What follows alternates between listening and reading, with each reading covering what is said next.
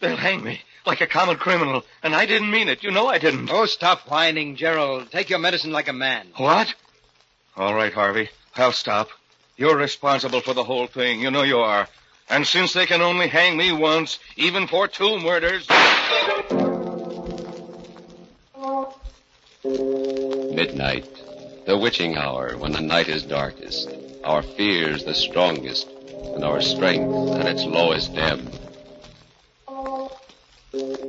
Midnight, when the graves gape open and death strikes. How?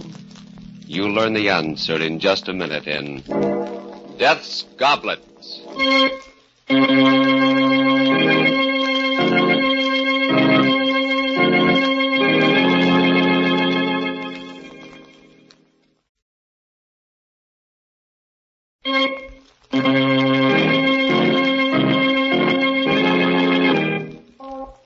And now, Murder at Midnight.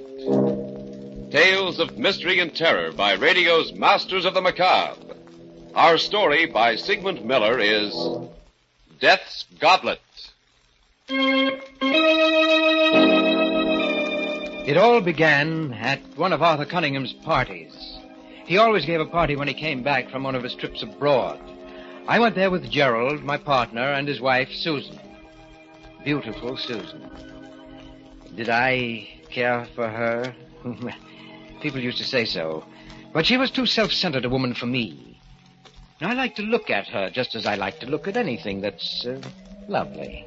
That was all. As for Gerald, well, he was rich, which was the only reason he was my partner. But suppose I start at the beginning, at the moment we got to the party and Arthur came over. Well, hello, Harvey. Glad you came. Wonderful to see you back, Arthur.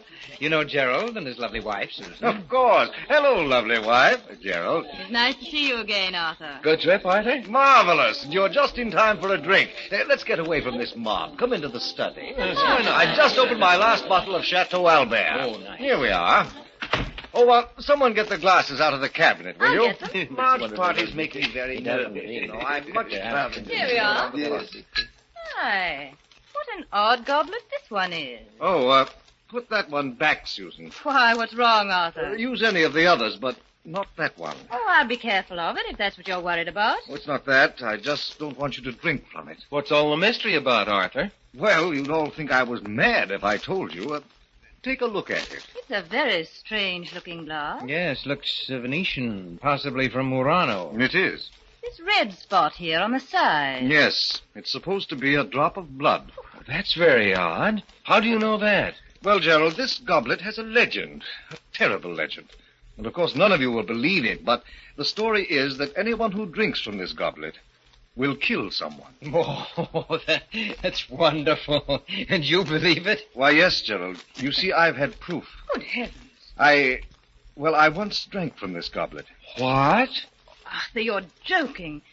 You mean that Yes, Susan, it was justifiable homicide, but after I drank from it, I did kill someone. Well, he was a thief and he attacked me, but still I killed him. Well, you never told us about that. Well, it's not anything that I care to remember particularly. Oh, how terrible for you, Arthur. Where did you get the goblet? From a murderer, a man who killed his wife. They were auctioning off his estate. Extraordinary. May I look at the glass, Arthur? Yes, if you like. Everyone stared at the goblet in silence as I held it to the light. It had a delicate brown tint, reminding me of old blood, except that it sparkled and glittered. The spot of red did look like a drop of blood about to roll down the side.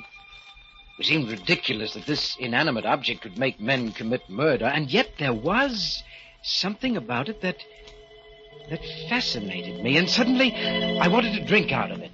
You seem very interested in my goblet, Harvey. Yes, will you pour some wine in it for me? What? Oh, no, Harvey. This happens to be one superstition I believe. Everyone who has ever put his lips to this goblet has killed. I don't know why it's so, but it is. Oh, it's silly, of course, but why tempt fate? Oh, nonsense, Gerald, nonsense. I'm going to drink out of it. You'll have to pour the wine yourself, Harvey. All right, I will. Well, here's, health and long life. No, Harvey, I won't let you. Oh, why, Susan. You shouldn't have done that. You've spilled some of Arthur's best burgundy and ruined a good tablecloth. It doesn't matter. I'm glad you did it, Susan. I won't let you or anyone else drink from that glass. It's strange to get so distressed about a ridiculous legend. I don't think murder is ridiculous. You know, I'd like to get rid of it. I was thinking of destroying it. Well, why don't you? Just fling it against the fireplace. No, I can't. Huh? I've tried several times, but somehow I couldn't. Arthur, Yes? how about giving it to me? I'd rather not. Oh, come on.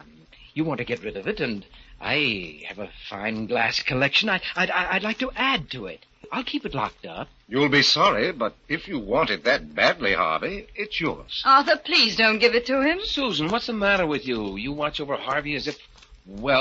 As if what, Gerald? Oh, the whole business is absurd. Of course it is. Yes, and if I should drink out of it and commit a murder, that would be the most absurd thing of all.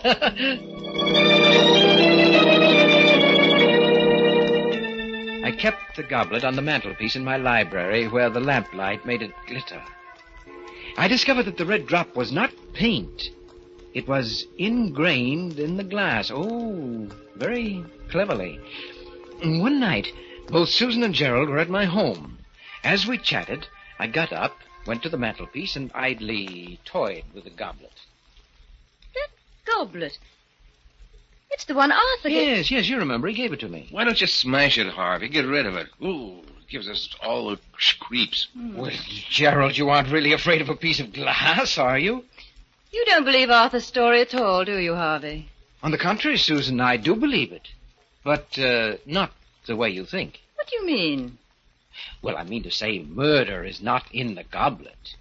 It's in me, in you, even in Gerald. Oh, what a silly thing to say, Harvey. Oh, yes, you don't need a magic goblet to commit a murder.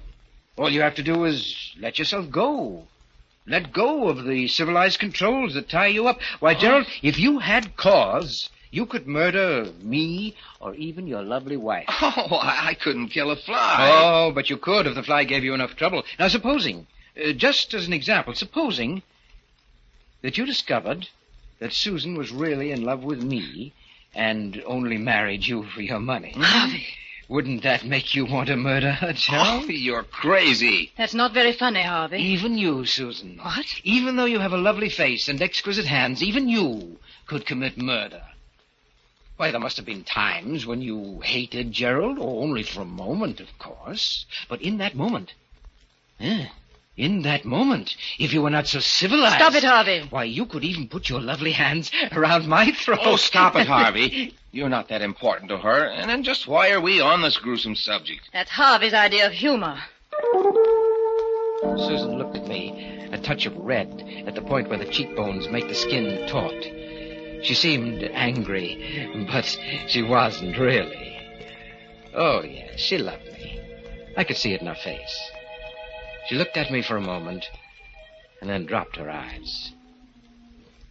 May I look at the goblet, Harvey? No, I'm afraid not, Susan. You might accidentally drop it. It might be a good idea. Well, I have an even better one, Gerald. And that's to go home before we get really serious about this murder business. I sat there staring at the goblet after they left. It fascinated me, glittering in the lamplight. And as I looked at it, it almost seemed as if the red spot of blood was, moving, rolling down its side. Why shouldn't I drink from it? Why? And before I knew it, I'd taken it down and put it on the table. I got a bottle of Burgundy, opened it, and I poured slowly, filling the goblet just up to the red spot. And then I drank from it. It seemed to me that the wine had a different taste, although I had drunk this wine often and knew its taste well. It was delicious. I had another. It was heady, and it made me a little dizzy, although I felt fine and free. Yes, light and dizzy. But after a while, when the dizziness wouldn't go away, I decided to go for a drive, even though it was close to midnight.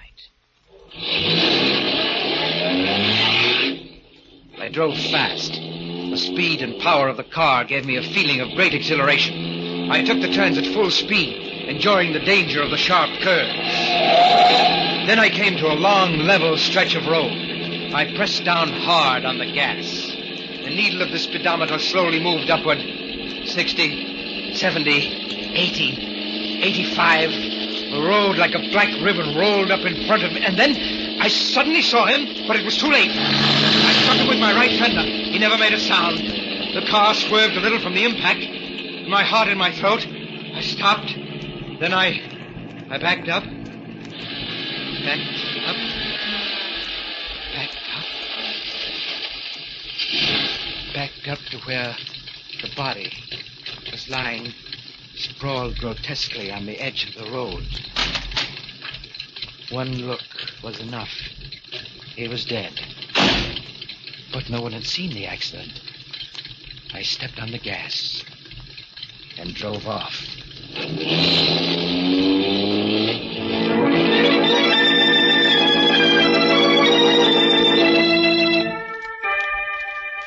Death's goblet, and the man who drank from it. A corpse lying limp by the side of a lonely road. And a car speeding away as the clock strikes 12 for murder at midnight.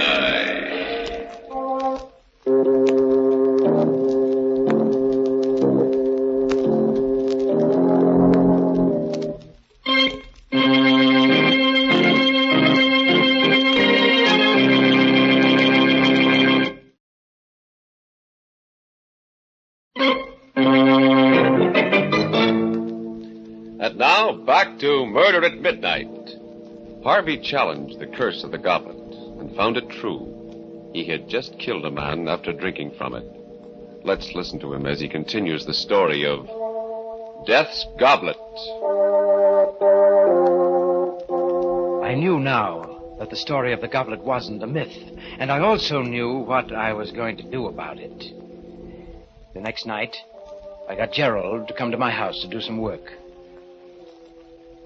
I can't make head or tail out of your cost estimates, Harvey. Well, now, really, Gerald, it's very simple. Just concentrate. Why can't you take care of it like a good fellow? I'm awfully tired. Well, all right, let's stop for a couple of minutes. Have a drink? Oh, what are you doing, Harvey? The goblet. Why, you don't really believe that story of Arthur's, do you? Well, you're much too intelligent for that. Well, you only pretended in front of Susan, didn't you? Well, I... oh, yes. Had to pretend. You know, women. Well, of course. And even if you did believe it, I've a feeling that... basically, you're pretty reckless, aren't you? Used to be pretty wild when I was a young fella. On a motorcycle once. Yes, I know, yes. Well, let's drink up. Find me a victim, will you, Gerald? Huh? Well, you know, according to the legend, I've got to murder someone. Maybe even you. Harvey the murderer. Yes. Very nice wine. How about another? Right. Well, here's to your lovely wife. And how about switching glasses? Huh? Well, you might as well get a kick out of it, too. Well, okay. Here goes. I watched the fool swagger as he drank down the wine. In an hour, when he was alone, he'd be shivering with fright at what he'd done. Well, I did it. You certainly did. By the way, Gerald. Yes? I checked Arthur's story about this goblet. Yeah? And it seems that he's right. Everyone who ever put his lips to this goblet has committed a murder. You mean... Well, of course, it's all coincidence, but... then again, who knows?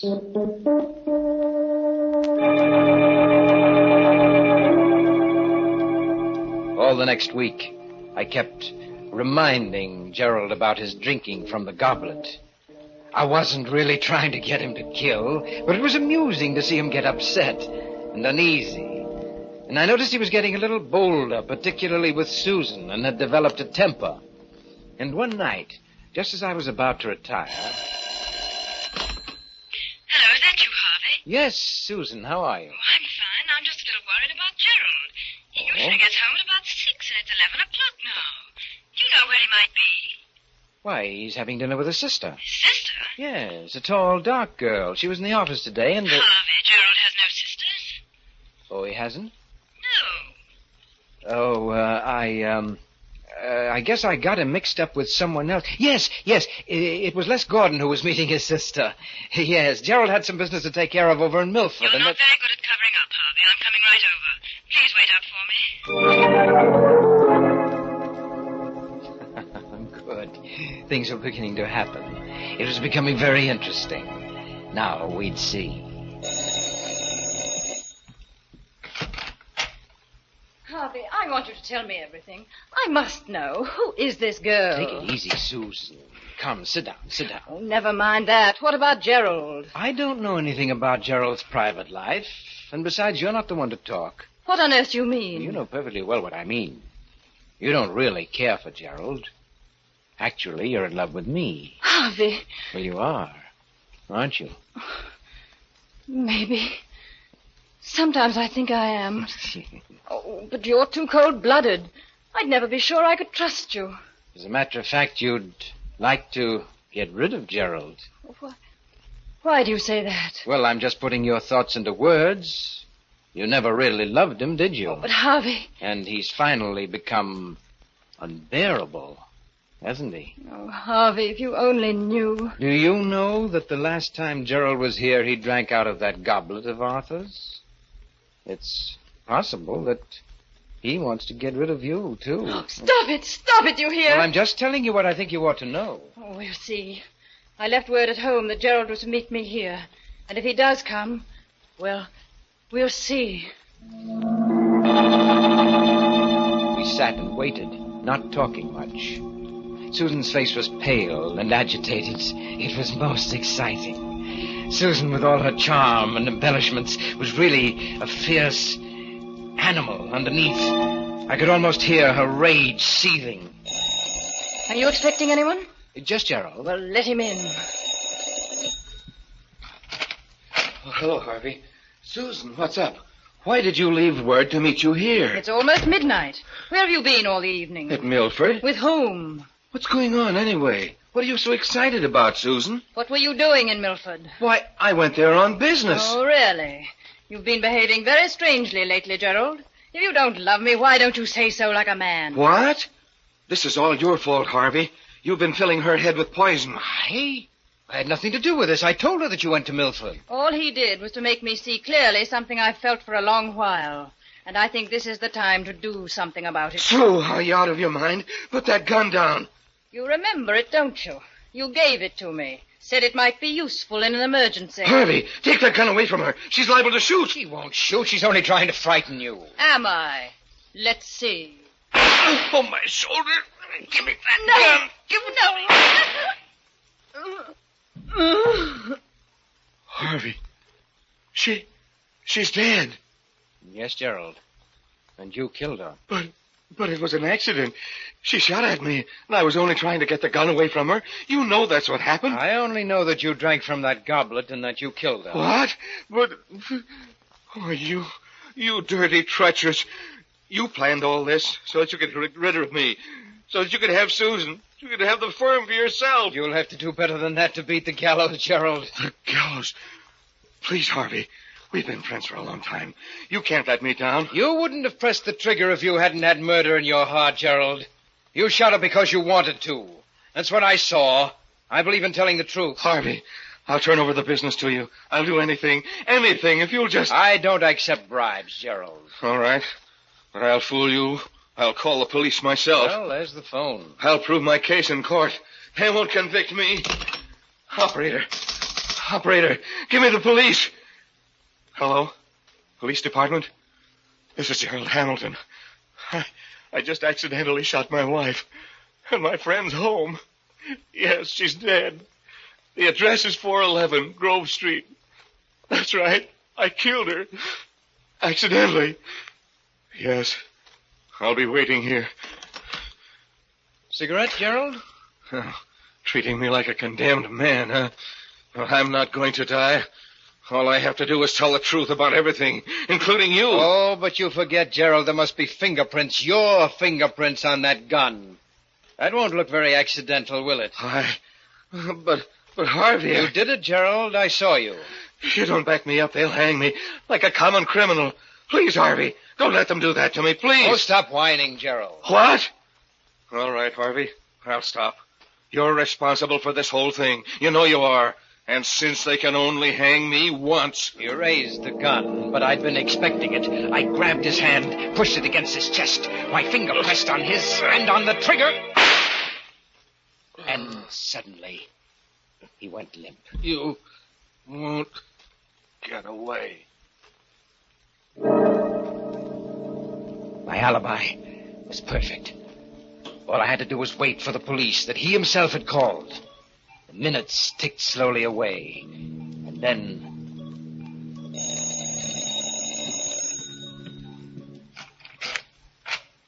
Hello, Harvey. Arthur. Glad I found you in. Say, you look as if you'd been in a fight. Arthur, you'd better not come in. Why? What's the matter? No, you'd better not come in. Oh, but why? Well, Gerald and Susan, they had a quarrel, and he killed her. What? And then he shot himself. What are you talking about, Harvey? Well, all right, come in. Look for yourself. Good Lord. Well, tried to kill me, too. But why? It doesn't sound like him or like either of them. Well, I don't know why. Fit of insanity? Or maybe it was the goblet. Your goblet. He drank out of it, you know. The goblet? Why, that's ridiculous. As he spoke, he picked up the gun. It made me furious. All those fine fingerprints of Gerald's were now erased. Put that gun down, Arthur. There are fingerprints on it. Oh, I'm sorry. I didn't realize. I tried to get hold of myself. The stupid fool, he was going to ruin everything. But I had to keep calm.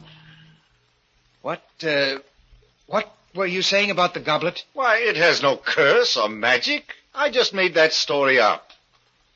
You made it... You mean... Of course, I bought the goblet in an antique shop. As a matter of fact, I have a whole set of them. The pulses hammered away in my head. A vast, uncontrollable anger seized me. Was it because of those precious fingerprints that he'd wiped out, or because I had believed in the goblet myself? I don't know. I only know that I had to fight to keep from grabbing him by the throat. You know, I don't think you're telling me everything you know about this horrible business, Harvey. In fact... A red-hot wave came over me. I don't remember exactly what happened. Let me go! Get your hands off me! Oh!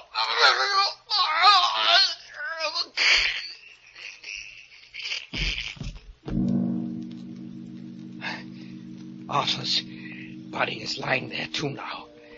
Next to Susan's and Gerald's. But the police will be here any minute, so I have to hurry. First, the goblet. There. That's done. No. Some of the broken fragments still glitter in the lamplight. I've got to crush them, grind them to powder under my heel. But there are always other pieces that I can't find. They're hiding from me.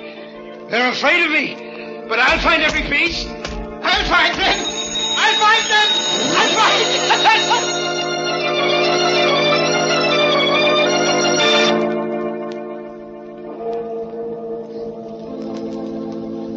Three bodies lying huddled on the floor, and a madman crushing the fragments of the broken goblet to powder as the police car drives up and the clock strikes 12 for murder at midnight.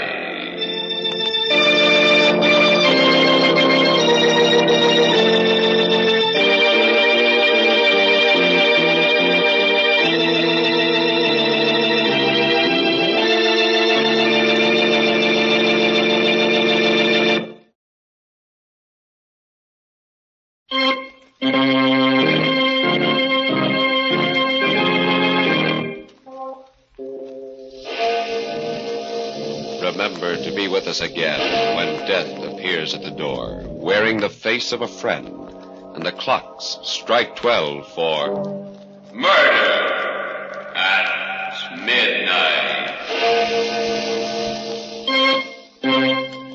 part of Harvey was played by Eric Dressler.